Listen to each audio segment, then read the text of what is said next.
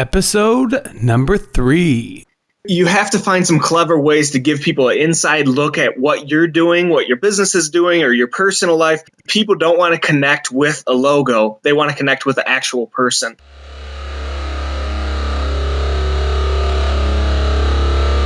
Welcome to the Be Real Show with Travis Too Tall and Huff, where we talk about solutions, tips, and tricks for social marketers and businesses.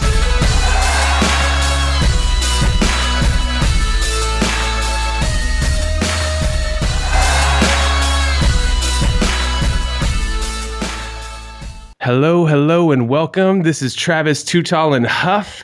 And I have to say, we're going to have to hold on our hats today because I'm excited to bring you our featured guest, Michael Luchies. Michael, are you ready to be real? I am ready to be real. Thanks for having me, Travis. Absolutely. Michael is the founder of TrepRep and also the director of content programming for Pursuit. As well as how we met was he is the interview editor at Under 30 CEO. Michael, we've given the listeners just a little bit about you, but tell us more. Sure. So I come from a background in entrepreneurship and startups. When launching my first business back in 2007, I didn't have a marketing budget and social media wasn't really as vital as it is today. It's really kind of crazy to think about, but in 2007, Twitter was less than a year old and Facebook had just opened up to everyone in September 2006. So the main way to promote my business for free was by writing. I started blogging, writing for publications, joined a few freelance sites, and really got hooked on it. Really got interested in writing and content marketing. I eventually went back to school, got a degree in entrepreneurship, and through my experiences, I recognized that entrepreneurs have a need for content. The same way that I realized I needed that as well. Absolutely. With social media and online businesses, both personal brand and business brands are important to entrepreneurs. And writing can have a big impact on both. So that's why I started TrepRep, which helps entrepreneurs with their content and helps them build their story and a stronger connection between themselves, their business, and their customers. I love it. I absolutely love it. I can't agree with you more that content is the future.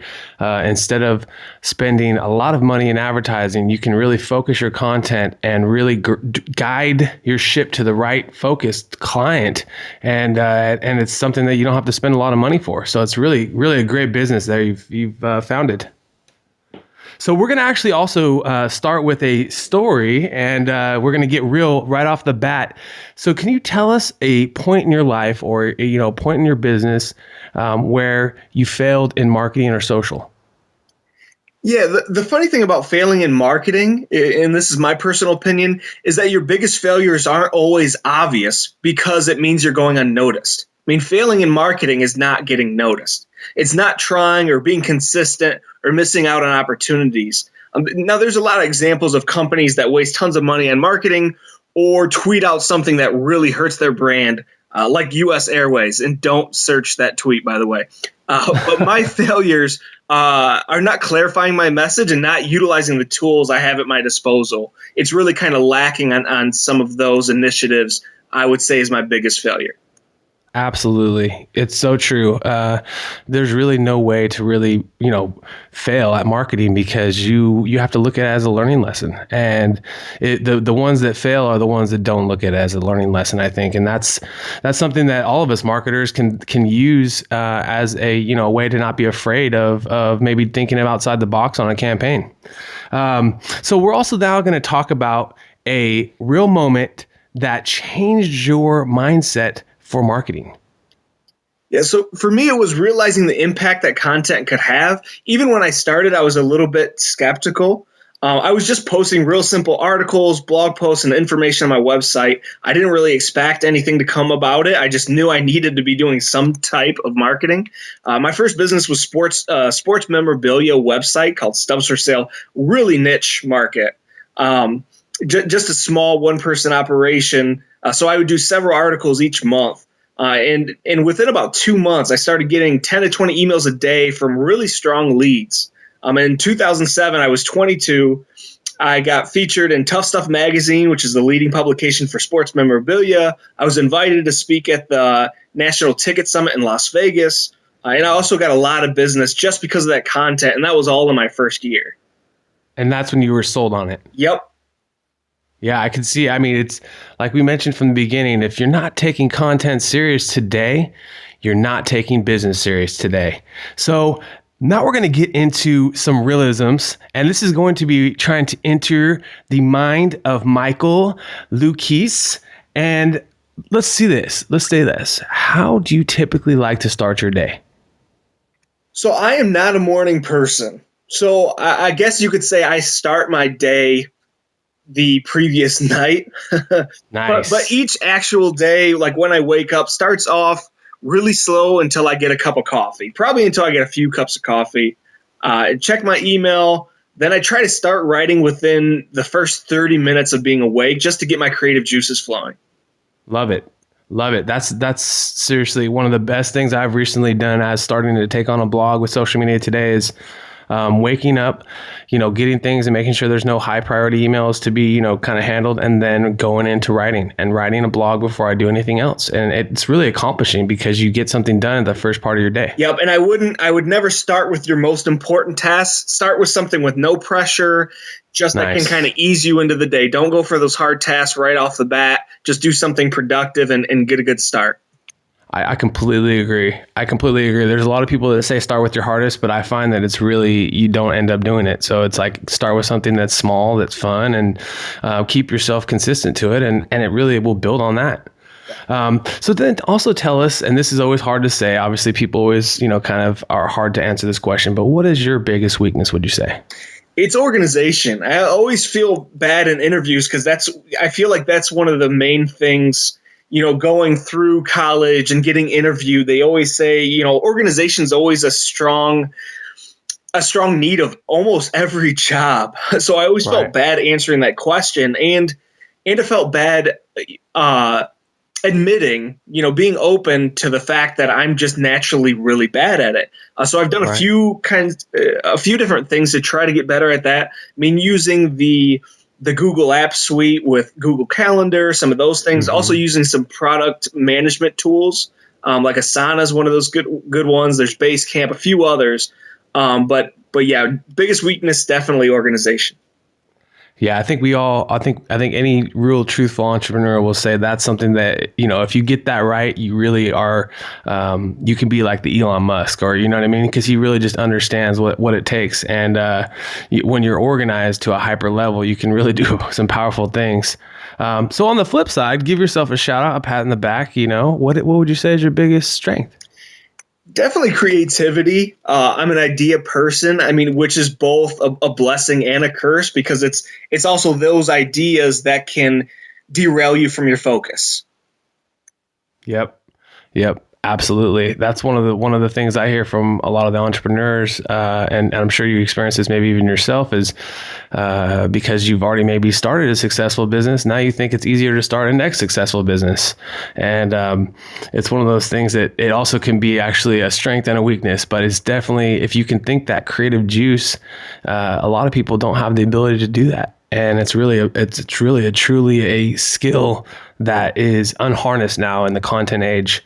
All right. Well, also let's give our audience some of your best advice. What would you say is your best advice for writing their next blog? Be transparent and open. I mean, you have to find some clever ways to give people an inside look at what you're doing, what your business is doing, or your personal life. I mean, people don't want to connect with a logo. They want to connect with the actual person. So try to carefully insert some of yourself into that next blog post. And there is a careful skill that's involved with that, just because they don't want to know about, your everyday life, what you do throughout your entire day, but they want a piece of that, especially when it applies to what you're providing them, the value or products or services that you're providing them. You want to give them pieces of that in any of your writing. Absolutely. Personality speaks volumes. It's the picture worth 1,000 words. If you speak with your personality and your content, you're Seth Godin. So then let's also do this. And I always like to think about this. In the perfect world, what's your dream job? Who's your perfect client? Tell me who you love to work for. Yeah, the specific job is tough to define, but it's really anything within entrepreneurship. I realize my passion is working with entrepreneurs pretty much in any capacity. So even if someday I'm not doing writing anymore, which I can't necessarily see that, but it's a possibility, over the last 8 years, I've worked with entrepreneurs through different organizations and in school and different businesses. And it's really where my passion is helping other people's businesses grow and succeed. That's really what I'm passionate about and what I love doing. That's awesome. It's a lifeblood that exists in our beautiful United States of America that a lot of people in the world do not have the ability to have entrepreneurship. And I always talk it and tote it from all ages because it's so important for people to realize. And thankfully, from shows like Shark Tank and some of the other shows that are becoming out there about more about entrepreneurship and kind of the venture capital funding. And it really, with technology, anything's possible now. And especially with the internet, as you've probably experienced with your business. So then let's also do this. Share maybe a personal habit of your success as well as how someone do you think can be successful with their content writing? Yeah, I think what's really important with this is talking to as many smart people as you possibly can and in different interests. So as Travis mentioned before, one of the things I do is interviews for Under 30 CEO. Now, taking the time to prepare for interviews, conduct the interviews, do the write-ups. I mean, for the money that's made through most of those different endeavors, it's not worth it if you look at it as opportunity cost with just, the writing I'm doing and then putting it out there. But being able to have these real conversations and build these relationships, it's more than worth it. It could be for free and it'd still be worth it. So it's all about surrounding yourself with amazing and very smart people and building a deeper connection with them. Don't just have 5,000 people in your LinkedIn network. That really doesn't matter. But it's figuring out ways to engage them on a regular basis. And it's still something I'm really starting to grow in myself, is figuring out how to develop those deep relationships and not just have these really soft contacts where I know of that person. I want them to know me and to be able to come to me when they need something or ask me for a piece of advice when they need help with something. Absolutely. There's no doubt about it. You hit it on the head there. I mean, we all have networks that we're building, but to have that personal relationship where someone's going to do a favor for you, they're going to pass on your message with a share, which is one of the biggest things that anyone can do for someone's blog, obviously a retweet. But I noticed with your blog specifically, and this is just maybe a little feedback for you and the listeners, is on LinkedIn. And this is a secret. This is something I'm going to be real about right now. I've noticed with publishing that publishing your blog on the weekdays doesn't get as much love as publishing on the weekends. So think about it in your blog schedule when you're trying to do your LinkedIn publishing. I just started releasing my blogs only on the weekends because I found that the reach is much greater and there's a lot less people publishing. So you're more likely to get that LinkedIn pulse. No, that's true. Yeah. And if I can share with your audience, I'm publishing every single day this year. I know. So, I love it, dude. I love it. This is also it's an interesting journey. It's an experiment. And I'm already experiencing that, without developing that engagement, the content doesn't carry as much weight. So it's really interesting having a lot of different comments from different bloggers and writers and content marketers about what I'm doing, just because it's not having as big of an impact as I hoped it would. I still feel like I'm getting a lot more value than what I'm putting into it. Right. But yeah, you're right. I didn't expect that from LinkedIn. From everything I read, I saw that you want to publish right either around lunchtime or when you get out of work, and it's better during the weekdays because people don't check LinkedIn during the weekends. But you're right. Some of my best articles have been during the weekends because not as many people are publishing.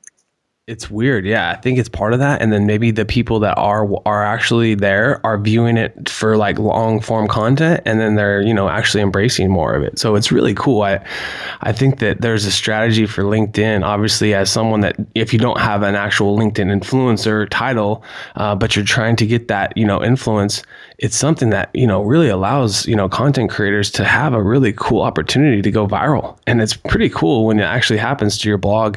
And even if it's gets not a lot of interactions, it's still quality content that people can view.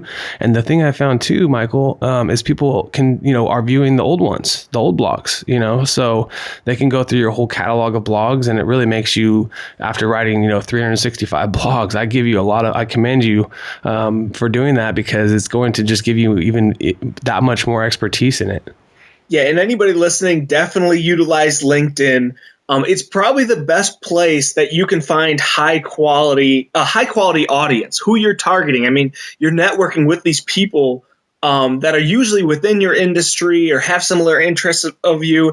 And there's no other place where you can make sure that they're going to see that you published. I mean, they get a notification that you just published. They will see that. And you don't get that with a personal blog or your website. You can't be guaranteed that the high quality people you're looking to interact with are going to be able to view that. Yeah, and that might not exist forever, just like everything else. It might change in a couple weeks. So I always say take advantage of it while it exists, what you're doing right now. And I commend you, man. I've read a number of your blogs. They have influence. It doesn't matter about the numbers. It's about the quality of people, like you mentioned before. It's not about the numbers. 1,000 views, it doesn't mean 1,000 customers. So 10 views might be 10 customers if each one viewed it and really took an impact on it. So now we're going to enter what we were going to try to do as the hot seat. This is going to be where you're giving us the quickest answers off the top of your brain and sharing some of your best insights on resources and some real talk answers to help our audience. So tell us, do you have a favorite tool, somewhat like Buffer or Hootsuite, that you like to use? Mine would actually be Grammarly. Since I do a ton of writing, grammar's extremely important. One misspelled word can turn somebody off forever. So I use Grammarly. And can you just tell us a little bit more about what that resource does? Yeah, so it's a grammar editing tool. There are free versions of it as well. And you can also plug it into your Gmail or any of your email accounts as well. So it will highlight any possible grammar issues that you have, like grammatical errors. So outside of misspelled words, which pretty much any email server will catch and Word will catch, it catches those potential grammar issues. Interesting. I have to check it out. That's really cool. Okay. Also, do you have any book suggestions? Do you prefer audio or regular physical book? And what would your book suggestion be for our audience? I do kind of prefer audio, but my number one book suggestion is actually How to Stop Worrying and Start Living by Dale Carnegie. I'm going to go self-help. Oh, nice. Dale Carnegie, the man, the living legend. Can you tell us then, we're going to be real, and this might be throwing you off the topic because this is something I just thought about in the last couple hours here to ask you, is if you could have lunch with anyone in the world right now, who would it be? Man, that is a good question. I guess I'd almost have to cop out and say Elon Musk. I know he's already been mentioned in this episode, but I think it would have to be Elon Musk, just how he's been able to tackle those two ridiculously huge goals that he's had, and how he's been able to, still have a life and be able to pursue those two businesses. I just think that's incredible. Something extremely unique that we probably won't see on that scale ever again. I think it'd be an amazing person to talk to. You're absolutely right. And if we can, let's do all three of us hang out for a coffee, lunch, dinner, whenever Elon's ready. There we go. We will go up there, take a Tesla for a drive, and have dinner. I love Elon. He is one of the coolest guys that I could possibly want to meet as well. And he's doing something for the world that we all are going to appreciate in the future. Self-driving cars. Most definitely. And rockets to the moon. I mean, you can't beat that. Rockets to the moon. He might be living on Mars, and we might be taking rockets to the moon, folks. So tell us then also, what is a skill that you wish you had or would want to hone in on and be better at in the future? Yeah, we touched on it just a little bit, but it would be that focus. It would be being able to clearly define my one or two goals and be able to go after that every day. So I have actually started goal writing, keeping my goals in front of me on a daily basis. And also when I have different opportunities on my plate, being able to weigh which one would get me closer to that end goal. I mean, it's really important. It's so easy to get distracted, especially with so many different things out there competing for our time. It's really, keeping focused is an everyday struggle. So true. So true. I make every single day. We're living in a new age, and I'm making a daily task list. I have sometimes 2 task lists, a bigger picture one and one I got to get stuff I got to get done today. And people, it is the most productive tool I've ever used as an entrepreneur, and I will never stop. In any tech age, any app, it doesn't do it for you. It's the physical checking off the list, how that feels. I've checked off hundreds of thousands of things over my life because I just checked them off physically, and that feels really good. Being productive feels good, but you got to get a system that works, and I say keep it simple. So let's also do this. If you could develop any new business in the world, what would you say it would be? And it wouldn't necessarily have to be a not-for-profit organization, but it would be a better resource for college entrepreneurs, and not necessarily just college students, but any young individuals who are interested in entrepreneurship. It's really helping them capture that and pursue their dreams and goals through entrepreneurship. There's some different tools and resources out there. I've worked with a lot of them, but I don't feel like there's one that really does it all and can help a young person start a new business and get it to a level where they can make it self-sustainable. So if I could create that tomorrow, I definitely would. That is such a good idea because I totally agree. I mean, they get you ready in so many ways for college at the college level, but they don't prepare you to what it is to run a business and for it to be successful and to pay taxes and to grow. I mean, it's just something that I wish they could really emphasize that more. So we're going to start off with our last question. Can you give us one last real talk thought? And also, how can our listeners get a hold of you? So I actually have 2 here. One is always provide value, no matter what. You come across a new connection, somebody you meet, figure out some way to provide them value. It could be something really small, give them a recommendation on LinkedIn, figure out someone to introduce them to, but providing them that value helps create something that you can build a relationship off of. And they'll also always look highly at you. I mean, you were able to find some way to benefit their life. Especially working with a lot of young people and young entrepreneurs, a lot of them don't think of this. They instead, ask for mentors, ask for advisors, but they don't think of what they can give back in return. So always provide value. Another big tool is always keep something with you to write down ideas, especially as a writer. An idea for a new article can come at any time, so I have to have a tablet or a journal with me so I can write down that idea. So you can reach me on Twitter at Michael Luchies, and that's Luchies. Also check me out on LinkedIn for my daily articles, and that's Michael Luchies, and also visit treprep.com to see what I'm doing with that. Michael, I want to thank you for your time. You've been hanging out and you've been giving us some real talk advice for our followers and listeners. And I really do thank you for your honesty, and I look forward to seeing what you're doing in the future, my man. Thank you, Travis. You as well. Have a blessed day. You too. This podcast is proudly sponsored by realtimeoutsource.com, your social media management